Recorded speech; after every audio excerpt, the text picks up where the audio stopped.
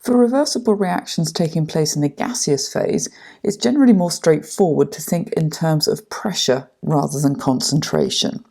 If we consider the reaction between hydrogen and iodine to form hydrogen iodide, when left to its own devices, this system comes to equilibrium. And we can appreciate that once we're at equilibrium, each of the three gases is going to contribute to the total pressure in the container. Now, we can write an equilibrium expression to represent this in exactly the same way as we would as if we were working with concentration.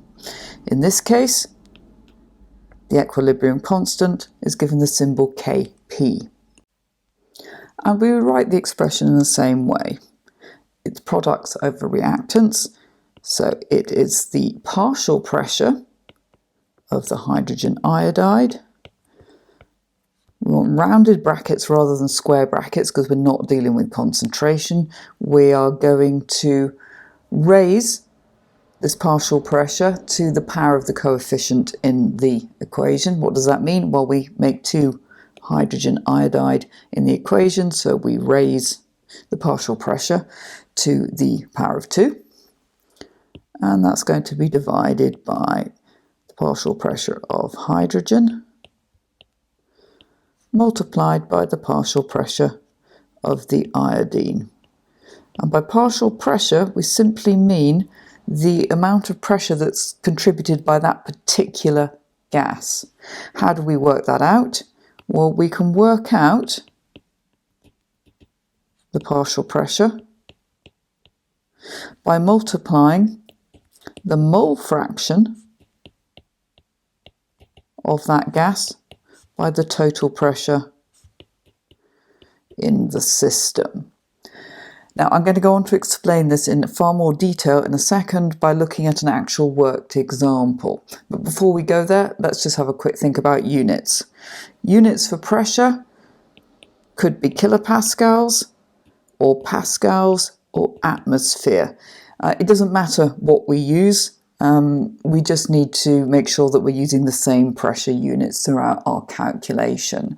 But for reference sake, 1 atmosphere is approximately 101 kilopascals. So let's look at this in terms of a worked example. An equilibrium system was shown to contain ammonia, hydrogen, nitrogen. We've got the mass of each of the gases, calculate the partial pressure of each gas, given that the total pressure of the system is 12 atmospheres. Well, step 1 is to calculate the number of moles of each gas that we have at equilibrium.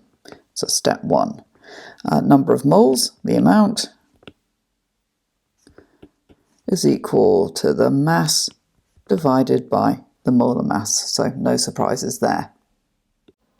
So for ammonia, the mass is 25.1, the molar mass is 17 grams per mole, and divide one by the other, we had 1.47 moles of ammonia.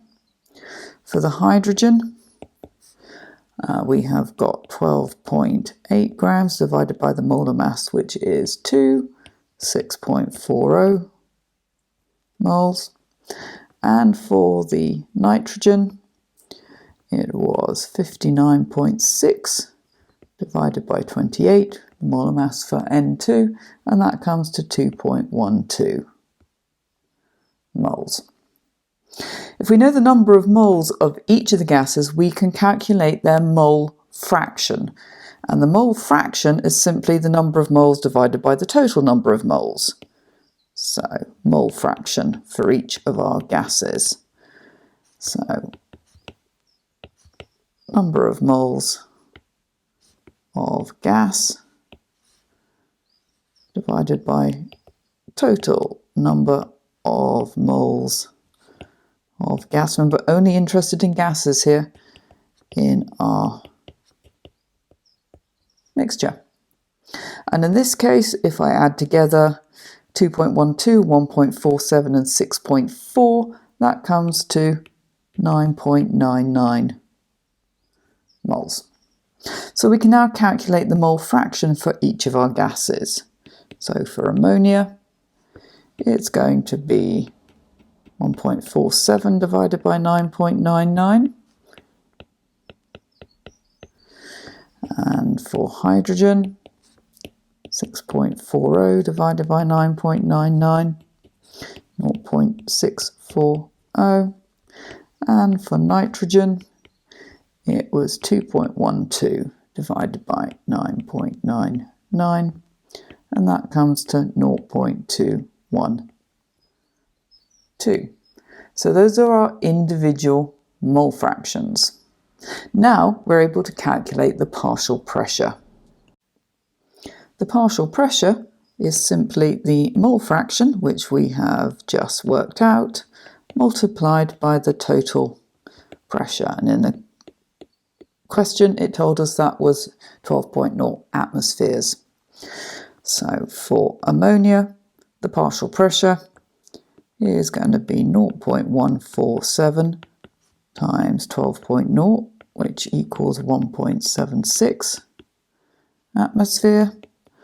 Hydrogen, 0.640 times 12, you get the picture, 7.68 when I plug that into my calculator. And for nitrogen, 0.212 multiplied by 12, 2.544. And you can do a quick check because each of the partial pressures should add up to the total pressure. And in this case, they add up to 11.984, which rounded up comes to 12 atmospheres. If this has been useful, hit the subscribe button, the effortless way to support your studies. And by clicking the link in the blurb below, it will take you straight to the Crunch Chemistry School, where you'll find all the resources you need to get that A-star grade at A-level. Together we can do this.